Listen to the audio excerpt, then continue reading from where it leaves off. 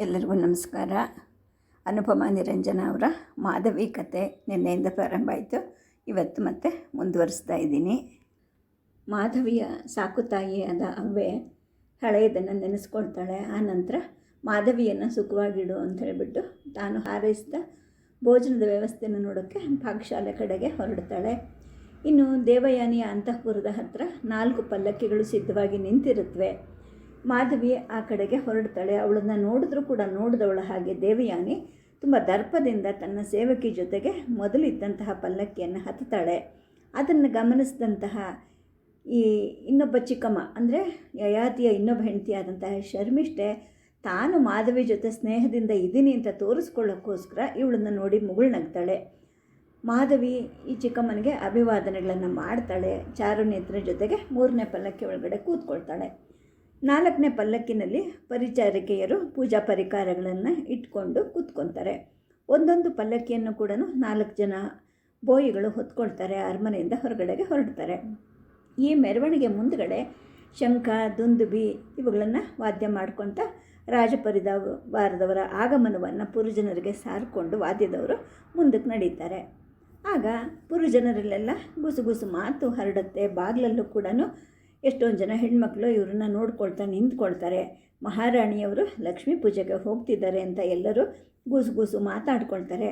ಎಲ್ಲರೂ ಸಂತೋಷದಿಂದ ಗೌರವ ಭಾವನೆಯಿಂದ ಮೇನೆ ಒಳಗಡೆ ಇದ್ದಂತಹ ಈ ರಾಜಪರಿವಾರವನ್ನು ದಿಟ್ಟಿಸಿ ನೋಡ್ತಾರೆ. ಪಲ್ಲಕ್ಕಿಯ 2 ಬಾಗಿಲುಗಳಿಗೂ ಕೂಡ ತೆಳ್ಳಗಿರೋ ರೇಷ್ಮೆ ಪರದೆಯನ್ನು ಹಾಕಿರ್ತಾರೆ. ಹೊರಗಡೆ ಇರೋರಿಗೆ ಒಳಗಡೆ ಇರೋರು ಏನೂ ಕಾಣ್ತಾ ಇರೋದಿಲ್ಲ. ಆದರೂ ಕೂಡ ಜನ ಕುತೂಹಲದಿಂದ ಈ ಪಲ್ಲಕ್ಕಿಗಳನ್ನು ನೋಡ್ತಾ ಇರ್ತಾರೆ. ಆದರೆ ಒಳಗಡೆ ಇದ್ದವ್ರಿಗೆ ಹೊರಗಡೆ ಇದ್ದ ಜಗತ್ತು ತುಂಬ ಸ್ವಚ್ಛವಾಗಿ ಸ್ಪಷ್ಟವಾಗಿ ಕಾಣ್ತಾ ಇರುತ್ತೆ. ಸೂರ್ಯನ ಬೆಳಕಲ್ಲಿ ಥಳಥಳಿಸ್ತಾ ಇದ್ದಂತಹ ನಗರದ ಅಂದಚಂದಗಳನ್ನು, ಅಲ್ಲಲ್ಲಿ ನೆಟ್ಟಂತಹ ಧ್ವಜಗಳನ್ನು, ಪುರಜನರನ್ನು ಮಾಧವಿ ನೋಡ್ತಾಳೆ. ಅಲ್ಲಿಂದ ಅವಳ ದೃಷ್ಟಿ ಪಲ್ಲಕ್ಕಿ ಒಳಗೂ ಹರಿಯುತ್ತೆ. ಅಲ್ಲಿ ಮೆತ್ತನೆಯ ಆಸನಗಳು, ರೇಷ್ಮೆಯ ಹೊರಗುದಿಂಬುಗಳಿರುತ್ತೆ. ಚಿನ್ನದ ಮೇಲ್ಛಾವಣಿಯಲ್ಲಿ ನಕ್ಷತ್ರಗಳ ಕುಸುರಿ ಕೆಲಸ ಇರುತ್ತೆ. ಹಿಡಿಗಳನ್ನು ದಂತದಿಂದ ಮಾಡಿರ್ತಾರೆ. ಮುತ್ತಿನ ಕುಚ್ಚುಗಳಿಂದ ಅಲಂಕೃತ ಮಾಡಿ ಬಾಗಿಲುಗಳನ್ನು ಸಿಂಗರಿಸಿರ್ತಾರೆ. ಅದಕ್ಕೆ ಅವಕುಂಠನವಾಗಿ ರೇಷ್ಮೆಯ ತೆಳು ಪರದೆಯನ್ನು ಹಾಕಿರ್ತಾರೆ. ಆಗ ಕೇಳ್ತಾಳೆ ತನ್ನ ಗೆಳತಿ ಚಾರುನೇತ್ರನನ್ನು, ದೇವಯಾನಿ ಚಿಕ್ಕಮ್ಮಂಗೆ ಕೋಪ ಇದ್ದಂಗಿತ್ತಲ್ವಾ ಚಾರು ಅಂತ ಕೇಳಿದಾಗ ಅವಳು ನಗುತ್ತಾಳೆ. ಅಯ್ಯೋ ಅವ್ರಿಗೇನು, ಯಾವಾಗಲೂ ಎಲ್ಲರ ಮೇಲೂ ಕೋಪ ಇದ್ದೇ ಇರುತ್ತಲ್ಲ ಅಂತ ಹೇಳಿಬಿಟ್ಟು. ಆಗ ಮಾಧವಿ ಹೇಳ್ತಾಳೆ, ನನ್ನ ಮದುವೆ ಆದರೆ ಅವ್ರಿಗೆ ಸಂತೋಷ ಆಗಬಹುದಲ್ವಾ ಅಂತ ಅಂದಾಗ ಚಾರು ಹೇಳ್ತಾಳೆ, ಅಲ್ವಾ ಮತ್ತೆ ತಾನೇ ರೂಪವತಿ ಅನ್ನೋ ಜಂಬ ಅವಳಿಗಿತ್ತು, ನೀನು ಅವಳಿಗಿಂತ ತುಂಬ ಚೆಂದ ಇದೆಯಾ, ಹಾಗಾಗಿ ನೀನು ಅವಳ ಕಣ್ಣಿಗೆ ಕಿಸುರಾಗಿದೆಯಾ ಅಂತ ಹೇಳಿದಾಗ ಮಾಧವಿ ಹುಸಿಕೋಪ ನಟಿಸ್ತಾಳೆ. ಹೋಗೆ, ನಾನೇನೋ ಹೇಳಿದ್ರೆ ನೀನೇನೋ ಹೇಳ್ತೀಯಾ ಅಂತ ಅವಳು ಮನಸ್ಸಿನಲ್ಲಿ ಅಂದ್ಕೊಳ್ತಾಳೆ. ಚಿಕ್ಕಮ್ಮಂಗೆ ಒಬ್ಬಳಿಗೆ ಅಲ್ಲ, ಅಪ್ಪನಿಗೂ ಕೂಡ ನನ್ನ ಕಂಡ್ರೆ ಅಷ್ಟಕ್ಕಷ್ಟೇ. ಹುಟ್ಟಿದಾಗ ಅಮ್ಮ ಸತ್ಲು ಅನ್ನೋದೊಂದು ನೆಪ, ಅದು ನನ್ನ ತಪ್ಪಲ್ಲ. ಅಪ್ಪನ ಕೋಪ ಏನಿದ್ರು ನಾನು ಗಂಡಾಗಿ ಹುಟ್ಟಲಿಲ್ಲ ಅಂಥೇಳ್ಬಿಟ್ಟು ಈ ಕೋಪ ಅಷ್ಟೇ. ಅವ್ವೇ ನನ್ನನ್ನು ಲಾಲಿಸಿ ಪಾಲನೆ ಮಾಡದೇ ಇದ್ದಿದ್ರೆ ನಾನು ನಿಜವಾಗ್ಲೂ ಬೀದಿ ಪಾಲು ಆಗಿಬಿಡ್ತಾ ಇದ್ದೆ. ಅಪ್ಪ ನನಗೆ ಸ್ವರ್ಣ ಮಂದಿರವನ್ನು ಕಟ್ಟಿಸ್ಕೊಟ್ಟ, ವಿದ್ಯಾಭ್ಯಾಸವನ್ನು ಕೂಡ ಮಾಡಿಸ್ದ. ಆದರೆ ಮಗಳು ಅಂಥೇಳ್ಬಿಟ್ಟು ಯಾವತ್ತೂ ಪ್ರೀತಿಯನ್ನು ತೋರಲಿಲ್ಲ. ಯಾವಾಗಲೂ ಅಪ್ಪನಿಂದ ತಾನು ಬಹಳ ದೂರದ ವಸ್ತು. ಅಪ್ಪ ಅಂತ ಕರಿಬೇಕು ಅಂತ ನನಗೆ ತುಂಬ ಆಸೆ. ಆದರೆ ಅಪ್ಪ ಮಾತ್ರ ಒಂದು ಸಲ ಆದರೂ ನನ್ನನ್ನು ಮಾಧವಿ ಅಂತ ಪ್ರೀತಿ ವಾತ್ಸಲ್ಯದಿಂದ ಕರೆದೇ ಇಲ್ಲ. ಇಷ್ಟೆಲ್ಲ ಭಾಗ್ಯ ಇದ್ದು ಏನು ಪ್ರಯೋಜನ? ಅಪ್ಪ ಪ್ರೀತಿ ಕೊಡಲೂ ಇಲ್ಲ, ಅಪ್ಪನ ಪ್ರೀತಿನೂ ಇಲ್ಲ, ಅಮ್ಮನ ಪ್ರೀತಿನೂ ಇಲ್ಲ. ಎಷ್ಟು ತಬ್ಬಲಿ ಅಲ್ವ ನಾನು ಅಂದ್ಕೊತಾಳೆ. ಮರುಕ್ಷಣವೇ ನಾನು ಯಾಕೆ ತಬ್ಬಲಿ ಅಂತ ಅಂದ್ಕೋಬೇಕು? ಅವೇ ನನಗೆ ತಂದೆ ತಾಯಿ ಎರಡೂ ಆಗಿ ನನ್ನನ್ನು ಸಾಕಿದಾರಲ್ವ ಅಂದ್ಕೊಳ್ತಾಳೆ. ಅಷ್ಟರಲ್ಲಿ ಚಾರು ಹೇಳ್ತಾಳೆ, ನೋಡು ಯಮುನಾ ನದಿ ಬಂತು ಮಾಧವಿ, ಇನ್ನೇನು ಲಕ್ಷ್ಮೀ ದೇವಸ್ಥಾನ ಬರುತ್ತೆ ಅಂತ. ಮಾಧವಿ ತೆರೆಯನ್ನು ಸ್ವಲ್ಪವೇ ತೆಗೆದು ನೋಡ್ತಾಳೆ. ದೂರದಲ್ಲಿ ಇದ್ದಂತಹ ನೀಲಿ ಬಣ್ಣದ ನೀರು ಕಾಣುತ್ತೆ. ಅವಳ ಮೈ ಪುಲ್ಕಗೊಳ್ಳುತ್ತೆ. ಅವಳ ಮನಸ್ಸು ಮತ್ತೆ ಹಿಂದೆ ಓಡುತ್ತೆ. ತಂದೆ ಒಂದು ಸಲ ಯಾವಾಗಲೂ ಈ ಥರದ ನೀಲಿ ಮಣಿಗಳನ್ನು ತನಗೆ ತಂದು ಕೊಟ್ಟಿದ್ರಲ್ವ, ತನಗಾಗ 7-8 ವರ್ಷ ಅಂತ ಕಾಣುತ್ತೆ. ಅಂತಃಪುರದ ಜಗಳಿನಲ್ಲಿ ಆಟ ಆಡ್ತಾ ಇದ್ದೆ. ಚೈತ್ರ ಯಾತ್ರೆಗೆ ಅಂತ ಹೋಗಿದ್ದ ಅಪ್ಪ ವಿಜಯಾಗಿ ಬಂದರು. ಅವ್ರ ಕೈಯಲ್ಲಿ ಇಲ್ಲಿ ಕಾಣಿಸ್ತಾ ಇದೆಯಲ್ಲ ಯಮುನಾ ನದಿ ನೀಲಿ ಬಣ್ಣದಲ್ಲಿ, ಅದೇ ಥರದ ನೀಲಿ ಬಣ್ಣದ ಹಾರ ಇತ್ತು. ತಗೋ, ಹತ್ರ ಬಾ ಅಂತ ಅವರೇನೋ ಕರೆದ್ರು.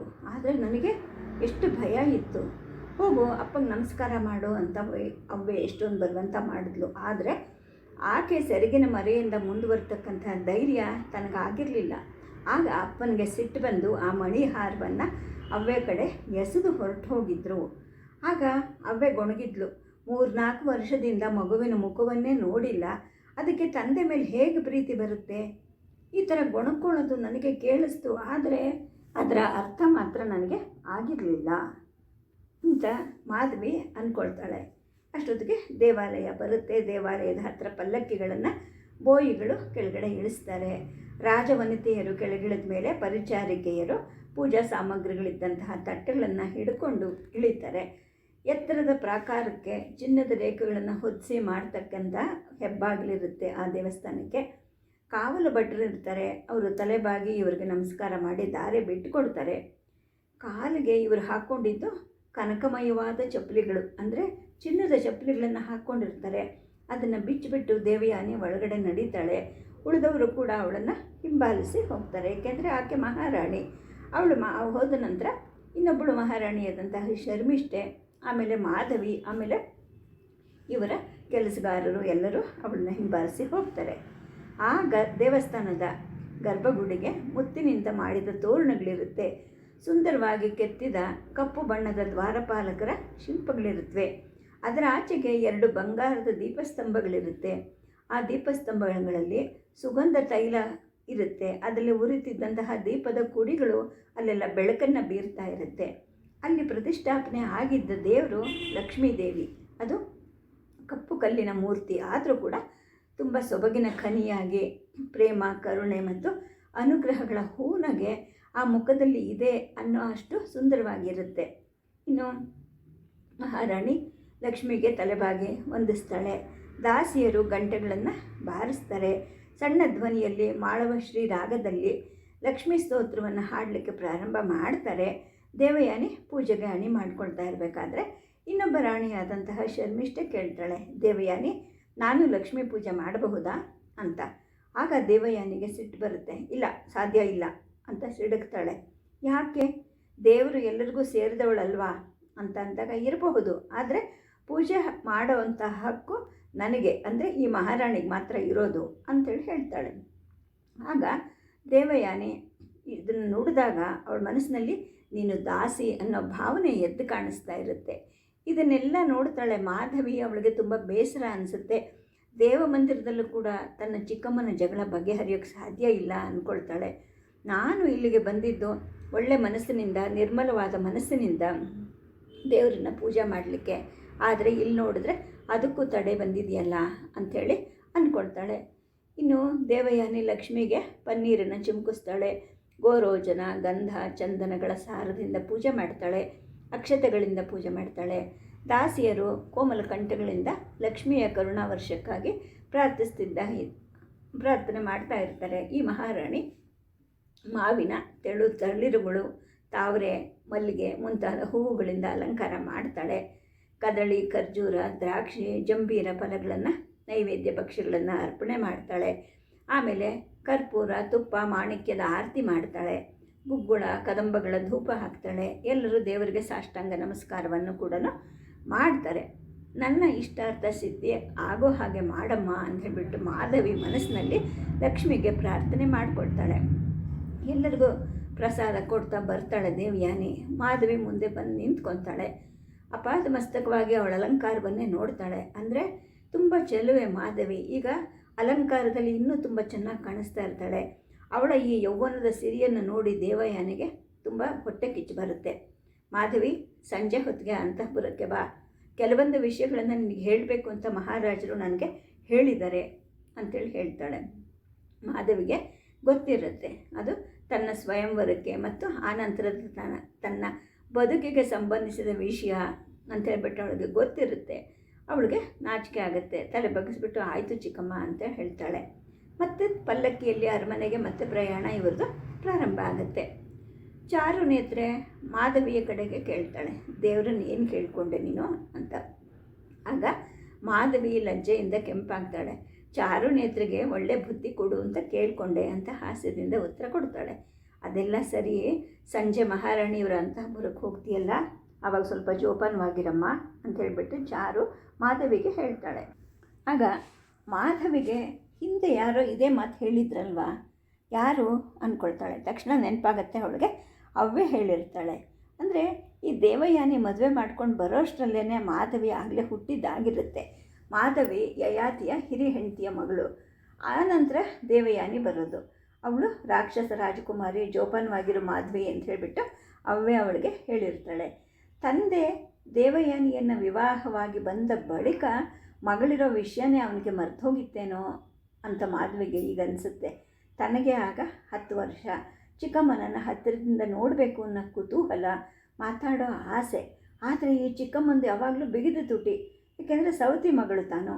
ತನ್ನ ಮೇಲೆ ಪ್ರೀತಿ ಹೇಗೆ ಬರುತ್ತೆ? ಮರು ವರ್ಷನೇ ಈ ಚಿಕ್ಕಮ್ಮನಿಗೆ ಯದು ಹುಟ್ಟಿದ, ಆಮೇಲೆ ದೃಹ್ಯು ಹುಟ್ಟಿದ. ಗಂಡು ಮಕ್ಕಳಾಗಬೇಕು ಅನ್ನೋ ಅಪ್ಪನ ಆಸೆ ಇವಾಗ ಪೂರ್ಣ ಆಗಿತ್ತು. ಜೊತೆಗೆ ದೇವಯಾನಿಯ ಹಮ್ಮು ಕೂಡ ಬೆಳೀತಾ ಹೋಗಿತ್ತು. ಅವಳ ಅಹಂಕಾರ ಎಷ್ಟೇ ಇದ್ದರೂ ಕೂಡ ಆ ಮುದ್ದು ಮಕ್ಕಳು ತುಂಬ ಚೆನ್ನಾಗಿದ್ದರು, ತುಂಬ ಮನೋಹರವಾಗಿದ್ದರು. ಅವ್ರಿಗೆ ಈ ಮಾಧವಿ ಅಕ್ಕನನ್ನು ಕಂಡ್ರೆ ಬಹಳ ಪ್ರೀತಿ ಇತ್ತು. ಇಷ್ಟೆಲ್ಲ ಯೋಚನೆ ಮಾಡ್ತಾ ಇರೋಷ್ಟರಲ್ಲಿ ಪಲ್ಲಕ್ಕಿ ಅರಮನೆ ಒಳಗಡೆ ಪ್ರವೇಶ ಮಾಡುತ್ತೆ. ಅಂತಃಪುರದ ಹತ್ತಿರ ಮಾಧವಿ, ಚಾರುನೇತ್ರ ಇಬ್ಬರು ಕೆಳಗೆ ಇಳಿತಾರೆ.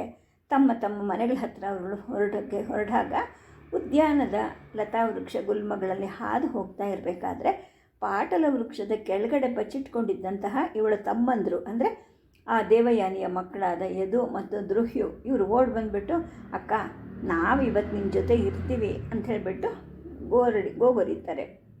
ಆ ಮಕ್ಕಳು ಕಾಸೆ, ಚಲ್ಲಣ ಮತ್ತು ನಡುವಿನ ಜವದಾಡೆ ಎಲ್ಲ ಹಾಕ್ಕೊಂಡಿರ್ತಾರೆ. ತುಂಬ ಮುದ್ದಾಗಿರ್ತಾರೆ. ಹೆಗಲುಗಳಲ್ಲಿ ಆಟದ ಬಿಲ್ಲುಗಳನ್ನು ಕೂಡ ಇಟ್ಕೊಂಡಿರ್ತಾರೆ. ಮಕ್ಕಳನ್ನು ತನ್ನ ಬಳಿ ಇಟ್ಕೋಬೇಕು ಅನ್ನೋ ಆಸೆ ಅವಳಿಗೆ. ಆದರೆ ಹಾಗೆ ಇಟ್ಕೊಂಡ್ರೆ ದೇವಯಾನಿ ಬಹಳ ಬಿರುನುಡಿ ನುಡಿತಾಳೆ ಅನ್ನೋದು ಕೂಡ ಮಾಧವಿಗೆ ಗೊತ್ತಿರುತ್ತೆ. ಹಾಗಾಗಿ ಅವಳು ಉಪಾಯವಾಗಿ ಮಕ್ಕಳಿಗೆ ಹೇಳ್ತಾಳೆ, ಪುಟಾಣಿಗಳ, ಈಗ ಸೂರ್ಯ ನೆತ್ತಿಗೆ ಬಂದಿದ್ದಾನಲ್ವಾ, ಈಗ ಊಟದ ಸಮಯ ಅಲ್ವಾ, ಚಿಕ್ಕಮ್ಮ ನಿಮಗೋಸ್ಕರ ಕಾಯ್ತಾ ಇರ್ತಾರೆ. ತಕ್ಷಣ ಕಳಿಸು ಅಂತ ಈಗ ತಾನೇ ಹೇಳಿದ್ರು, ಊಟ ಮಾಡ್ಕೊಂಡು ಬನ್ನಿ ಅಂತ ಹೇಳಿಬಿಟ್ಟು ಚಾರು ಇವರನ್ನು ಚಿಕ್ಕಮ್ಮನ ಹತ್ರ ಬಿಟ್ಟು ಬಾ ಅಂತೇಳಿ ಹೇಳ್ತಾಳೆ. ಆ ಮಕ್ಕಳಿಗೆ ಅಕ್ಕನನ್ನು ಬಿಟ್ಟು ಹೋಗೋಕ್ಕೆ ಮನಸ್ಸಿರೋದಿಲ್ಲ. ಒಲ್ಲದ ಮನಸ್ಸಿನಿಂದಲೇ ಚಾರುನೇತ್ರೆ ಕೈ ಹಿಡ್ಕೊಂಡು ಆ ಮಕ್ಕಳು ಹೊರಡ್ತಾರೆ. ಮಾಧವಿ ಮನೆಯ ಒಂದು ಕಟ್ಟೆಯನ್ನು ಹತ್ತುತ್ತಾಳೆ. ಮಗು, ಪೂಜೆ ಆಯ್ತೇನಮ್ಮ, ಬಾ ಊಟ ಕೇಳು ಅಂದ್ಬಿಟ್ಟು ಅವೇ ತುಂಬ ಮೃದು ನುಡಿವಾಗಿ ನುಡಿತಾಳೆ. ಅಷ್ಟೊತ್ತಿಗೆ ಮಾಧವಿಗೂ ಕೂಡ ಹಸುವಾಗಿರುತ್ತೆ. ಅವಳು ತನ್ನ ಚಿನ್ನದ ತಟ್ಟೆ ಮುಂದೆ ಕೂತ್ಕೊತಾಳೆ. ಬಗೆ ಬಗೆಯ ಭಕ್ಷ್ಯಗಳು ಬರುತ್ತೆ. ಬಿಸಿ ಬಿಸಿ ಅನ್ನ, ತೊವ್ವೆ, ಪರಮಾನ್ನ, ಹಣ್ಣಿನ ರಸಾಯನ ಎಲ್ಲ ಬರುತ್ತೆ. ಅಷ್ಟೊತ್ತಿಗೆ ಮಕ್ಕಳನ್ನು ಬಿಟ್ಟು ಹಿಂತಿರುಗಿ ಚಾರು ಬರ್ತಾಳೆ. ಆಗ ಅವ್ವೆ ಹೇಳ್ತಾಳೆ, ನೋಡು, ರಾಜ್ಕುಮಾರಿಗೆ ಬಡಿಸೋದನ್ನು ನೀನು ಕಲ್ತ್ಕೋಬೇಕು. ಏಕೆಂದರೆ ನಾಳೆ ಅವಳು ಗಂಡನ ಮನೆಗೆ ಹೊರಟಾಗ ನೀನು ತಾನೇ ಅವಳ ಜೊತೆ ಹೋಗೋವಳು, ಎಲ್ಲ ಕಲ್ತ್ಕೋಬೇಕು ನೀನು ಅಂತ ಅವ್ವೆ ಚಾರುಗೆ ಹೇಳ್ತಾಳೆ. ತಕ್ಷಣ ಮಾಧವಿ, ಅಮ್ಮ ನೀವು ನನ್ನ ಜೊತೆ ಬರಬೇಕು ಅಂತ ಹೇಳಿದಾಗ ಅವ್ವೆ ಮುಗುಳ್ನಗೋಕ್ಕೆ ಪ್ರಯತ್ನ ಮಾಡ್ತಾಳೆ. ಬೇಡ ಮಗು, ಮಗಳ ಜೊತೆ ಅಮ್ಮ ಬರಬಾರ್ದಮ್ಮ, ಅದು ಗೌರವ ಅಲ್ಲ. ನಾನು ನಿನಗೆ ತಾಯಿ ಅಲ್ವಾ, ಮಗಳ ಜೊತೆಗೆ ತಾಯಿ ಬರಬಾರ್ದು ಅಂತೇಳಿ ಹೇಳ್ತಾಳೆ. ಆಗ ಮಾಧವಿಗೆ ಅನಿಸುತ್ತೆ, ತನ್ನ ಸ್ವಯಂವರಕ್ಕೆ ಇನ್ನೂ 3 ತಿಂಗಳಿದೆ. ಆದರೂ ಕೂಡ ಇವರೆಲ್ಲ ನನ್ನನ್ನು ಬೀಳ್ಕೊಡೋಕ್ಕಾಗಲೇ ಸಿದ್ಧ ಆಗ್ತಾ ಇದ್ದಾರೆ. ನಾನು ಕೂಡ ಮಾನಸಿಕವಾಗಿ ಆ ಪಯಣಕ್ಕೆ ಸಿದ್ಧವಾಗಬೇಕು ಅಂತ ಮಾಧವಿ ಅಂದ್ಕೊಳ್ತಾಳೆ. ಪ್ರತಿಷ್ಠಾನ ನಗರದಲ್ಲಿ ತನಗೆ ತುಂಬ ಪ್ರಿಯರಾದವರು ಅಂದರೆ ಅವ್ವೆ ಮತ್ತು ಚಾರುನೇತ್ರೆ ಮಾತ್ರನೇ. ಹೆಣ್ಣು ಎಂದಿದ್ರೂ ಮದುವೆ ಆಗಬೇಕು, ಗಂಡನ ಮನೆ ಸೇರಲೇಬೇಕು. ಆದರೆ ತಾನು ಬೇರೆ ಹೆಣ್ಮಕ್ಳಿಗಿಂತ ಭಿನ್ನ. ಏಕೆಂದರೆ ನಾನು ರಾಜ್ಕುಮಾರಿ. ನಾನೇ ಮೆಚ್ಚಿದ ರಾಜ್ಕುಮಾರನನ್ನು ಸ್ವಯಂವರದಲ್ಲಿ ಆರಿಸ್ಕೊಳ್ತಕ್ಕಂಥ ಹಕ್ಕು ನನಗಿದೆ. ನಿಜವಾಗ್ಲೂ ನಾನು ಒಪ್ಪಿ ಕೈ ಹಿಡಿಯೋನ ಜೊತೆ ಬಾಳೋದು ಎಷ್ಟು ಸೌಭಾಗ್ಯ ಅಲ್ವಾ. ನನ್ನನ್ನು ಮನಃಪೂರ್ವಕವಾಗಿ ಪ್ರೇಮಿಸತಕ್ಕಂಥವನು, ಆಧರಿಸ್ತಕ್ಕಂಥವನು, ಗೌರವಿಸ್ತಕ್ಕಂತಹ ರಾಜಕುಮಾರ ಅವನು ಸಿಕ್ಕಿಬಿಟ್ರೆ ಅವನಿಗೋಸ್ಕರ ನಾನು ಸರ್ವಸ್ವವನ್ನು ಕೂಡ ತ್ಯಾಗ ಮಾಡ್ತೀನಿ. ಆಗ ಈ ಪ್ರಪಂಚದಲ್ಲಿ ನನಗಿಂತ ಪುಣ್ಯಶಾಲಿಗಳು ಯಾರೂ ಇರೋದಿಲ್ಲ ಅಲ್ವಾ ಅಂತ ಯೋಚನೆ ಮಾಡ್ಕೊಳ್ತಾನೆ. ಮಾಧವಿ ಊಟ ಮುಗಿಸಿ ಮಲಗ್ಕೊಳ್ತಾಳೆ. ಹೊಟ್ಟೆ ಭಾರ ಆಗಿರುತ್ತೆ, ಸ್ವಲ್ಪ ನಿದ್ದೆನೂ ಹತ್ತುತ್ತೆ. ಕನಸಿನಲ್ಲಿ ಯಾರೋ ರಾಜಕುಮಾರ ಅವಳ ಮುಂಗಳೂರನ್ನು ನೇವರಿಸಿದ ಹಾಗೆ, ಲಲ್ಲೆ ಮಾತುಗಳನ್ನು ಆಡದ ಹಾಗೆ ಅವಳು ಕನಸನ್ನು ಕಾಣ್ತಾ ನಿದ್ದೆ ಹೋಗ್ತಾಳೆ. ಸದ್ಯಕ್ಕೆ ಕಥೆಯನ್ನು ನಿಲ್ಲಿಸಿರ್ತೀನಿ.